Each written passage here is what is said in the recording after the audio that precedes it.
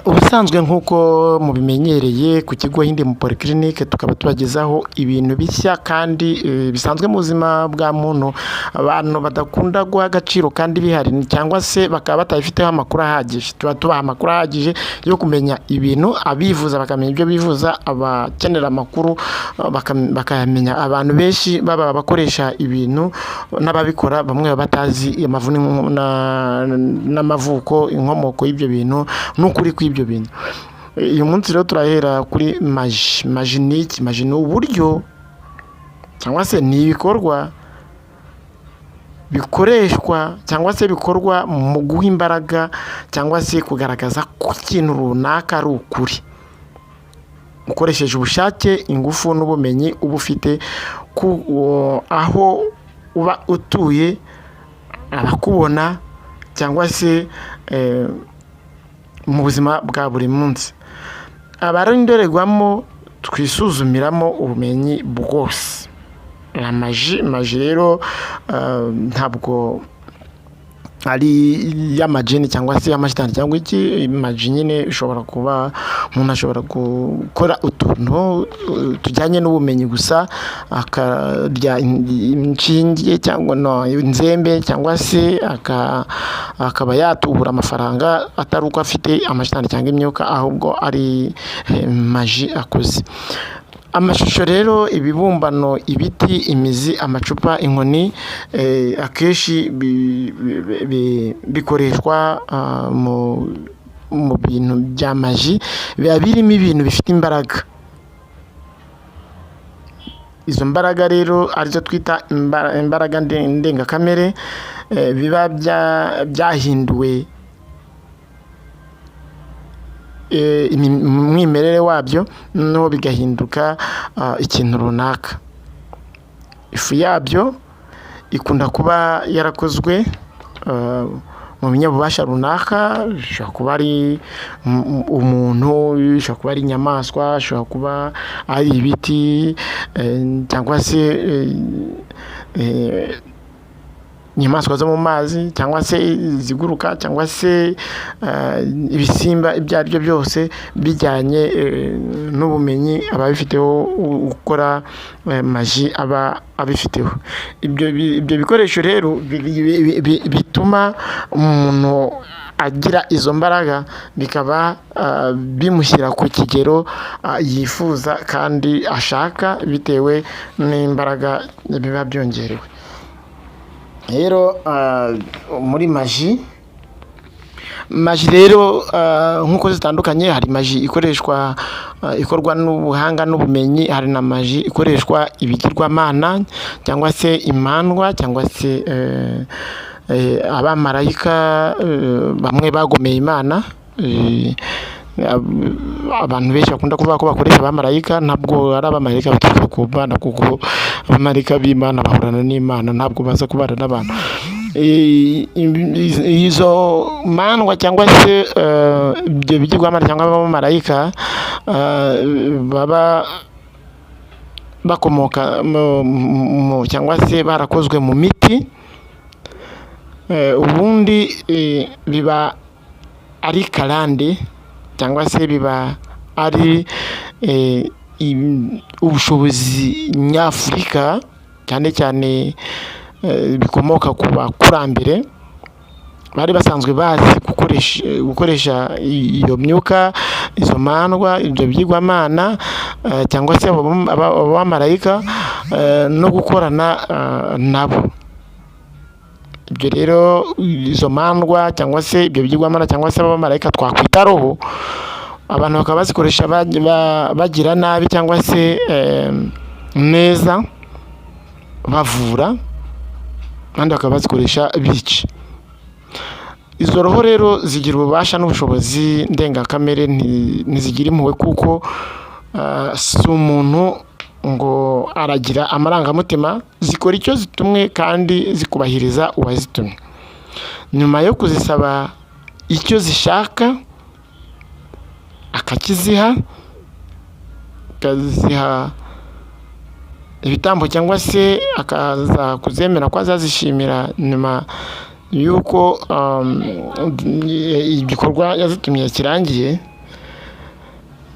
izi mandwa cyangwa se abo bamarayika cyangwa amashitani bajya gushyira mu bikorwa icyo basabwe. Imandwa rero, roho cyangwa se ibigirwamana cyangwa se abamarayika batari Imana, ni ibikoresho bikoreshwa n'abapfumu, bikoreshwa n'abarozi, bikoreshwa n'abakunda gusenga cyane, bakoreshwa n'abanyempano zitandukanye, biba bigizwe akenshi na kenshi n'ibintu bituruka ahantu hatatu. Ukunda kubisanga mu biti, aho usanga abantu bakenera ibikomoka ku biti,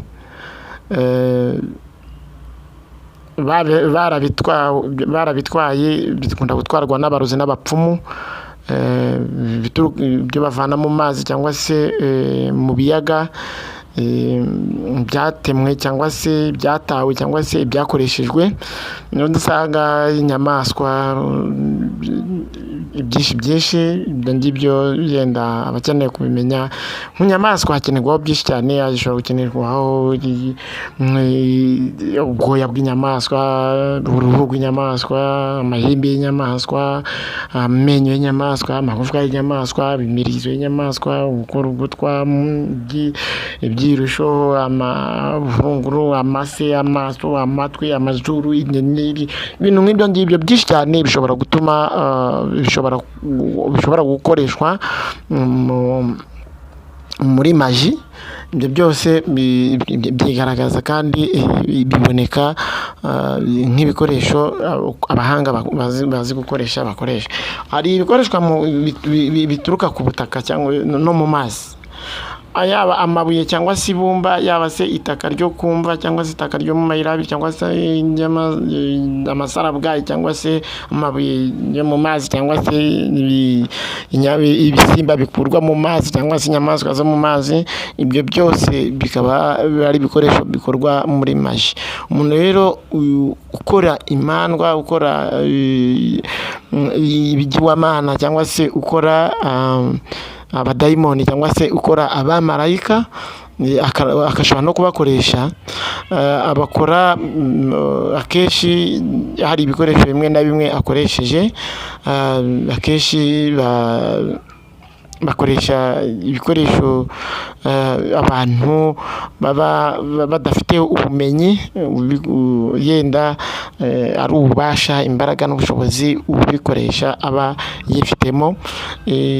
Rero ibyo bikoresho by'ibigirwamana by'abamarayika cyangwa se amashitani dushaka kubisangamo ibyo bita impigi cyangwa se ihiriza, ushobora kubisangamo udupfunyika cyangwa se n'ibindi binyabubasha ibyo ari byo byose bifite imbaraga runaka abantu bakoresha mu buryo bwa gihanga. Ntabwo ibituma maji ikora ari ibyo ngibyo gusa, ahubwo hari ibyiciro, imikorere n'ibikoresho bituma maji ikoreka neza. Nyine muri ibyo bituma maji ikoreka hari ibitambo n'amaturo, hari imitongero n'amagambo, hari imihango, mbese nyirizina mu biha agaciro cyane cyane maji ni ibyo ngibyo.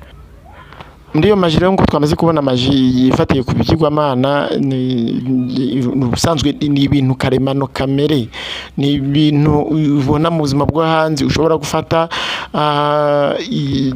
icumu ukarishinga hanze, warangiza ukabyerekeza mu cyoko cy'imvura, imvura igahagarara ntibe ikiguye. Iyo ni maji. Hari ibintu byinshi cyane rero bishobora, murabizi ko abantu bafataga imvura irimo utuntu tworoheje twa maji, ugasanga umwana afashe wa bucura agafata urubura akagenda agashyira ku ishyiga ry'inyuma, imvura ihimirwa, urubura rugahita ruhagarara, urubura wabonaga rwarembeje abantu rugahita ruhagarara. Ibyo rero ni bimwe mu bikorwa bya maji, bimwe bishingira ku mihango, imiterekero cyangwa se ibirori cyangwa se ibindi bintu, aho muri maji hazamo gushika, guhamagara, gukurura, kwiyegereza umuntu. Muri maji hakazamo kwica imanza, hakabamo maji ikora iby'uburozi, maji y'inzaratsi. Nyine urumva muri maji habamo ibintu byinshi cyane. Rero tukaba tubararikiye ikiganiro cyacu gitaha, aha kwari kugira ngo tumenye ibijyanye na maji uburyo kizikora, inkomoko ya maji, ibiha imbaraga maji. Hanyuma rero ubutaha tukazakurikira rero tuvuga ibiri hanze ya maji, uburyo byaturutse kuri maji yakozwe baroga, bahagarika umuntu imitekerereze cyangwa imyumvire cyangwa imikorere runaka